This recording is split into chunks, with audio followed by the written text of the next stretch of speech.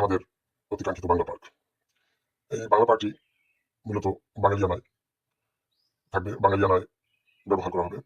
এখানে বাংলাদেশীয় ভাবে যে আমরা পিকনিক করে থাকি, আমরা একটি বিশ্রাম নিরিবিলি একটি জায়গা খুঁজে থাকি, যেখানে গেলে আমার মন বাংলাদেশের অনুভব করবে, বাংলাদেশের অনুভূতি নিতে পারবে। সেজন্য আমাদের এই প্রজেক্টটি নেওয়া। তো এই প্রজেক্টে আসলে অবশ্যই বাংলাদেশকে মনে করা, ধারণ করার একটি ইচ্ছা থাকবে। সেই সুবাদে আমরা এখানে বাংলাদেশের ধারায় এই প্রজেক্টটাকে তৈরি করার চেষ্টা করব। এই জন্য এটাকে বাংলা পার্ক নাম দেওয়া হয়েছে, যেখানে আপনি বাংলাদেশের গ্রামীণ পরিবেশ পাবেন। বাংলাদেশের আদলে আমরা কিছু কিছু জায়গা তৈরি করা আছে, থাকবে বা করবো, আমরা আরো কিছু করবো, যেখানে অবশ্যই আপনি বাংলাদেশের ছায়া খুঁজে পাবেন।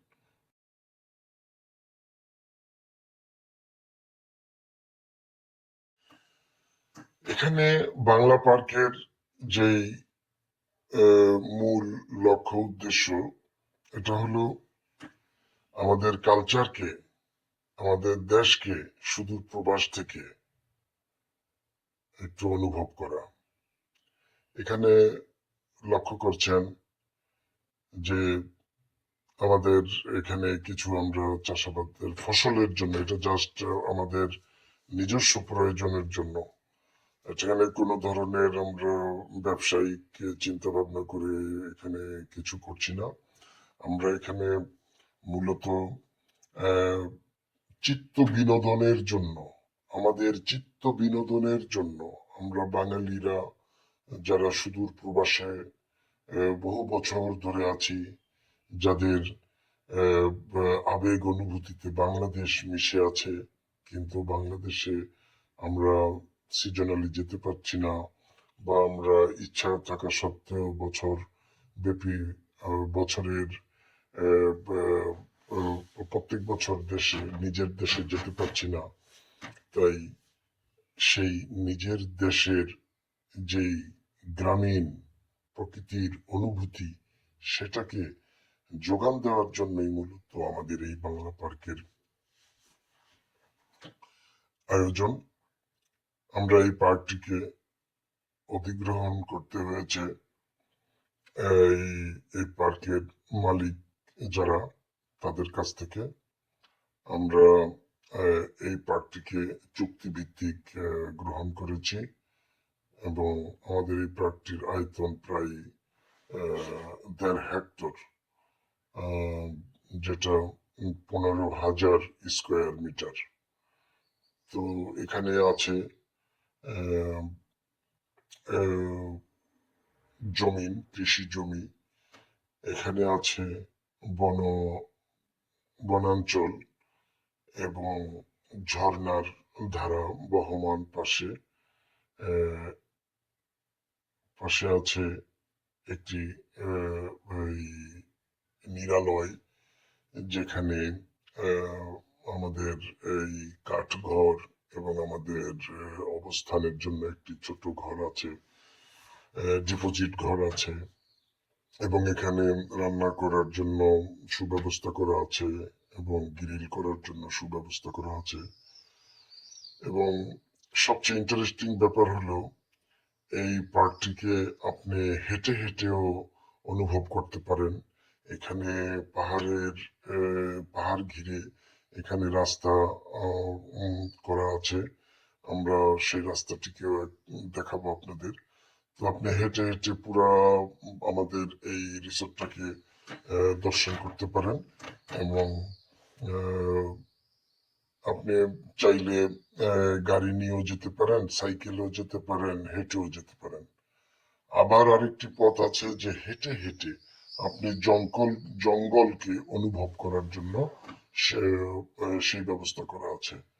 তো আমরা চেষ্টা করতেছি এটাকে সংস্কার করে আমরা সর্বজনের জন্য আহ, তৈরি করব, এবং অবশ্যই সর্বজন যারা আসবেন, তাদের মন মানসিকতায় বাংলাদেশ, বাঙালিয়ানা এবং বাংলা প্রেমিক হতে হবে।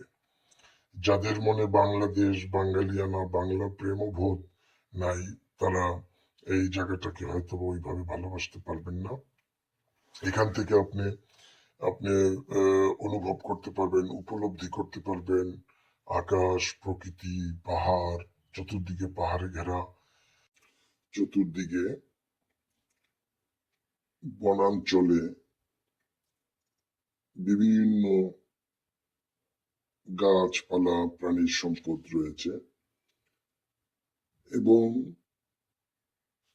গাছের ছায়ায় মনোরম পরিবেশে আপনারা বিভিন্ন ধরনের পারিবারিক খেলনা, দোলনা এবং বিভিন্ন প্রাকৃতিক সামগ্রী আমরা সেখানে তুলে ধরার চেষ্টা করব, যেটা প্রকৃতিগতভাবেই ওখানে আছে। আমরা শুধু ওটাকে সংস্কার করে আমরা আমাদের ভিতরে পরিবেশন করার জন্য সচেষ্ট থাকব ইনশাআল্লাহ। এবং আমরা এখানে কিছু ফসলের কাজ করব, কিছু ফসল লাগাবো, যে ফসলটি আমরা পারিবারিকভাবে ব্যবহার করব এবং বাংলাদেশ প্রিয় যারা আসবেন আমরা অবশ্যই তাদের সাথে আমাদের উৎপাদিত ফসলকে শেয়ার করব। আমরা এখানে কিছু কাজ করেছি, যেখানে আমরা একটি আঙ্গিনা তৈরি করেছি, যে আঙ্গিনায় সবাই মিলেমিশে বসে বাঙালিয়ানায় দিনটি পার করতে পারা যায়। সেজন্য আমাদের রান্নাবান্না এবং গ্রিল এবং নিজের মতো করে উপভোগ করার পূর্ণ ব্যবস্থা রাখার সচেষ্ট থাকবে। এবং প্রকৃতিগতভাবে জায়গাটি এভাবে সৃষ্টি ছিল যে চতুর্দিকে পাহাড়ে ঘেরা, আকাশ, মাটি, বনাঞ্চল এবং দূর পাহাড়ে আবাসস্থলের যেই দর্শন, সবকিছু মিলিয়ে একটি পরিপূর্ণ নিরালয়।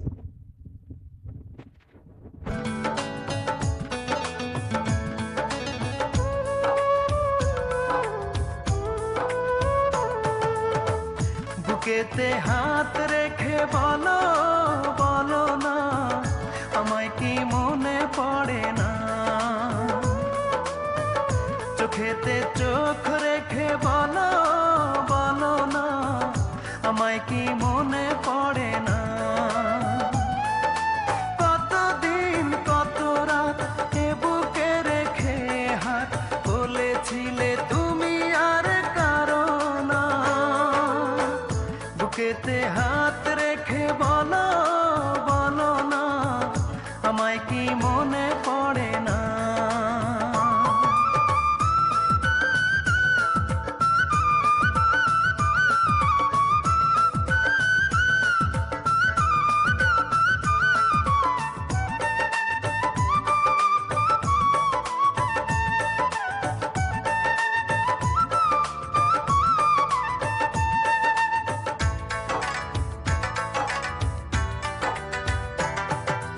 কতদিন গত হলো দেখি না তোমার চাঁদ মুখ, একা একা কাঁদি আমি, হয়তো শুনেছ তুমি, সেই তো তোমার বড় সুখ।